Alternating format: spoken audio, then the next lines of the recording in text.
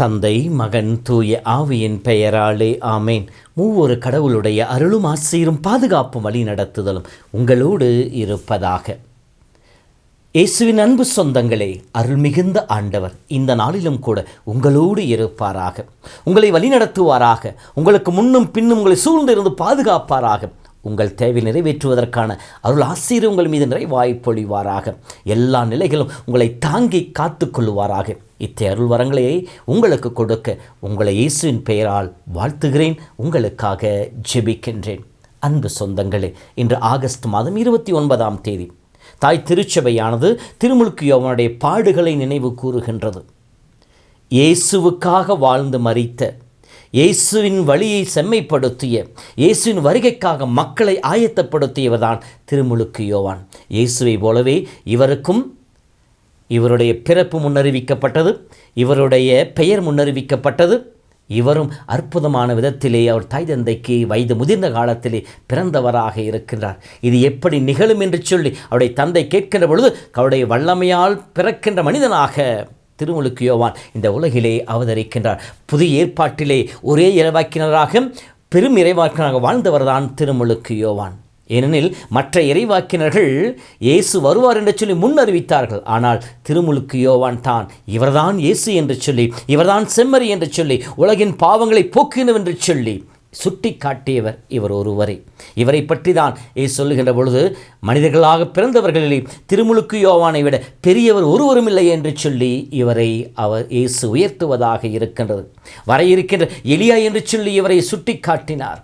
இவரும் தன் உடையாலும் உணவாலும் எலியாவைப் போலவே வாழ்ந்ததாக வெளியே நமக்கு சுட்டி காட்டுகின்றது.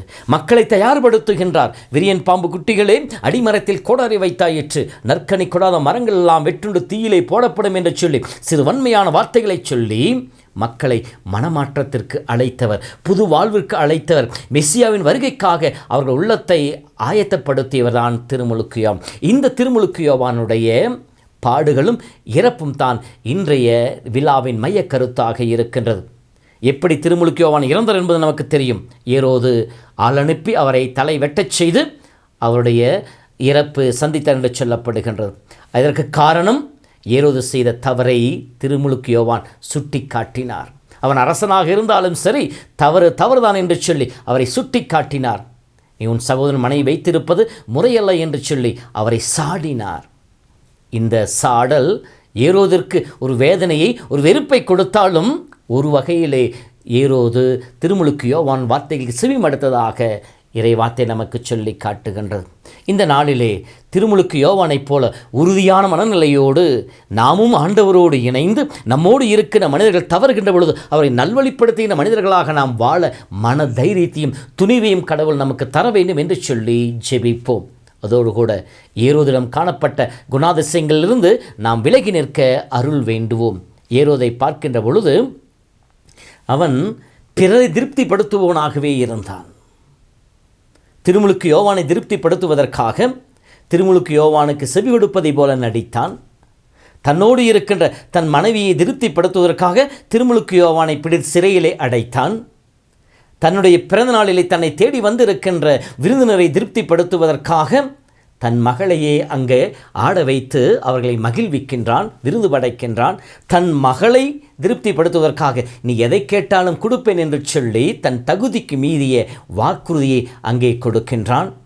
இப்படி ஏரோது பிறரை திருப்திப்படுத்த முயற்சித்ததினாலே அவன் தன்னை திருப்திப்படுத்த மறந்து போனான். இறைவனுடைய ஆசீரையும் பிறருடைய நல்லுறவையும் இழந்து போனான். இவன் திருமுழுக்கு யோவான் இறப்பதற்கு காரணமாக அமைந்து விடுகின்றான். வீரத்திலே பார்க்கின்ற பொழுது எத்தனையோ மனிதர்கள் பிறரை திருப்திப்படுத்த முயற்சிக்கின்ற பொழுது இறைவனுடைய ஆசீரை இழந்ததை நமக்கு உதாரணமாக சொல்லப்படுகிறது. தொடக்கம் 3ஆம் அதிகாரத்தை படிக்கின்ற பொழுது தன்னுடைய மனைவியை திருப்திப்படுத்த விரும்பிய ஆதாம் இறைவனுடைய அருளை இழந்து போனான். மோயிசன் 10 கட்டளைகளை பெறுவதற்காக சீனாய் மலைக்கு சென்றிருக்கின்ற பொழுது இஸ்ரேல் மக்களை திருப்திப்படுத்துவதற்காக ஆரோன் பொன்கன்றை செய்கின்றார். அங்கே மிகப்பெரிய பாவம் அவர் மீது வந்து விழுவதற்கு காரணமாக அமைந்து விடுகின்றார். தன்னோடு இருக்கின்ற படை வீரர்களை திருப்திப்படுத்த விரும்பிய சவுல் அரசன் கடவுளால் புறக்கணிக்கப்படுகின்றார். 1 அரசர் புத்தகத்தில் படிக்கின்ற பொழுது, உன்னை போல ஒருவன் இல்லை என்று சொல்லி ஞானத்தின் ஆவியால் நிறைத்த சாலமோன் தன்னுடைய மனைவிகளையும் வைப்பாட்டிகளையும் திருப்திப்படுத்த விரும்பினார். கடவுளுடைய அருளை இழந்து போனார். அவர் எதிர்ப்புகளை சந்திக்க நேரிட்டது என்று சொல்லப்படுகிறது. இஸ்ரேல் குலம் 2ஆக பிரியும் அளவிற்கு சாபம் அந்த இனத்தின் மேல் வந்து விழுந்தது. ஆம் அன்பு சகோதரர்களே, நாம் பிறரை திருப்திப்படுத்த முற்படுகின்ற பொழுது, பிறரை நாம் திருப்திப்படுத்த நம் வாழ்வை அமைத்துக் கொள்கின்ற பொழுது நாம் யாரையும் திருப்திப்படுத்தவும் முடியாது. அதேபோல நாமும் நம்முடைய வாழ்வையும் இழந்தவர்களாக இருப்போம். ஏனெனில் திருப்திப்படுத்துவது என்பது காணல் நீர் போற, ஒன்று கிடைத்தால் அது மற்றொன்றை தேடி அடைவதாக இருக்கும். அதைத்தான் அவளுடைய அழகாக சொல்வார் கலாத்தியர் புத்தகம் 1:10, நான் இன்னும் மனிதர்களை திருப்திப்படுத்துவனாக இருந்தால், மனிதருக்கு ஏற்புடையவனாக வாழ விரும்பினால் நான் கிறிஸ்துவின் பணியாளனாக இருக்க முடியாது என்று சொல்லுவாரே. அதேபோல நாமும் பெரும்பான்மையான சமயங்களே பிறரை திருப்திப்படுத்துவதிலேயே காலை கண் விழித்ததிலிருந்து கண்ணுறங்க செல்லும் வரைக்கும் நாம் வாழ்ந்து கொண்டிருக்கின்றோம். இப்படி வாழ்வதனாலே நாம் யாரையும் திருப்திப்படுத்துவதும் இல்லை, அதே சமயத்திலே நாமும் நிறைவோடு கண்ணுறங்க செல்வதில்லை. ஒரு வகையான விரக்தியிலே, வெறுமையிலே தான் நாம் நம்முடைய நாட்களை கழித்து கொண்டிருக்கின்றோம். ஆகவே அன்பு சகோதரமே, இன்று திருமுழுக்கு யோவான் பாடுகளை தியானிக்கிற நாளிலே நம் வாழ்விலே வருகின்ற துன்பங்கள் துயரங்கள் மத்தியிலும் கடவுளுக்கு உண்மையுள்ளவர்களாக இருக்க அருள் வேண்டுவோம். அதேபோல நாம் பிறரை அல்ல, மனிதர்களை அல்ல, நம்மை படைத்து நமக்கு அனைத்தையும் கொடுத்து நம்மை ஆசீர்வதிக்கின்ற கடவுளுக்கு உண்மையுள்ளவர்களாக உகந்தவர்களாக வாழ முற்படுவோம். இறை அருள் பெற்ற மக்களாக இருப்போம். கடவுள் நம்மையும் நம் குடும்பத்தையும் நிறைவாய் ஆசீர்வதிப்பாராக. ஆண்டவர் உங்களோடு இருப்பாராக. எல்லாம் வல்ல இறைவன் தந்தை மகன் தூயாவி உங்களோடு இருந்து உங்களை ஆசீர்வதித்து வழிநடத்துவாராக. ஆமேன்.